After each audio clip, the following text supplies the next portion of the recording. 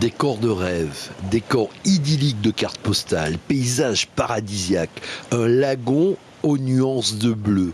Au Raromatei, Maupiti n'a rien à envier à la perle du Pacifique. Chaque samedi, c'est un rituel auquel la famille de Firmin ne déroge pas, la préparation du Hima. Une centaine de clients sont attendus, touristes compris. C'est le lieu de rendez-vous de nos touristes.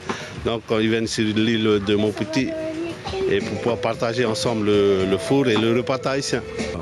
Ici, pas de complexe touristique hyper luxueux.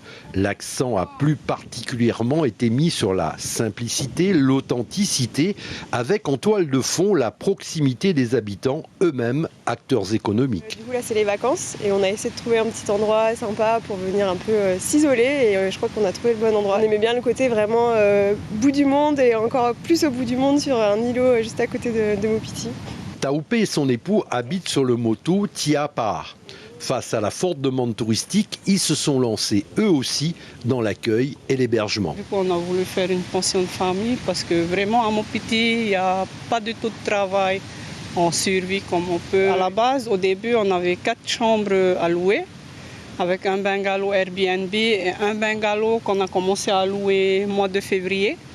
Et maintenant, de plus en plus, il y a de réservations et ils ne savent vraiment pas où aller. Du coup, on a fait aussi camping. En 2019, bien avant le Covid, environ 30 000 touristes sont venus fouler ce sable fin immaculé, baigné par les eaux translucides du Pacifique. Et restons à Maupiti. Il n'y a pas qu'à Tahiti qu'on célèbre le Heiva. Ce soir, les groupes de danse de l'île vont faire leur show. Rejoignons notre envoyé spécial sur place, Jacques Damour. Bonsoir.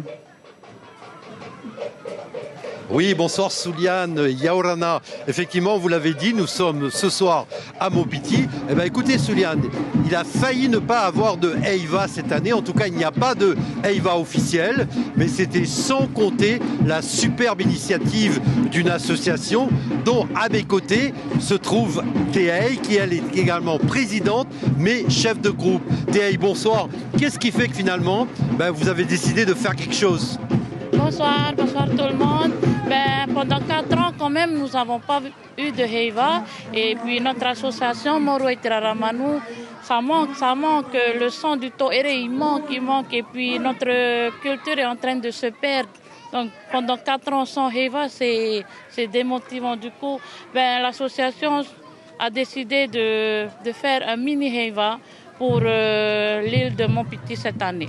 Alors, un mini Heiva avec une seule soirée, c'est ce soir et un seul groupe de danse. Voilà, mini Heiva, c'est ce soir avec tous les enfants. On a inclus les enfants, on a choisi un thème, on a travaillé dessus et c'est ce soir et ça sera pour toute l'année. Alors, la soirée vient de démarrer. Quel est le thème que vous avez choisi ? Le thème qu'on a choisi, c'est sur Ninahere. Ninahere, c'est un guerrier des pêcheurs qui est de Maupiti et qui est tombé amoureux d'une femme de Raiatea, mais qui ne peut... L'amour n'a pas été conclu, ce n'est pas possible, parce que la femme, elle appartenait à un guerrier de Raiatea, et puis l'amour n'a pas fait. Maruru, alors voilà Suliane, en tout cas, seule soirée ce soir, mais les Faris du Heiva resteront ouverts jusqu'au 8 août. L'information en continu sur Polynésie la première, Internet et réseaux sociaux.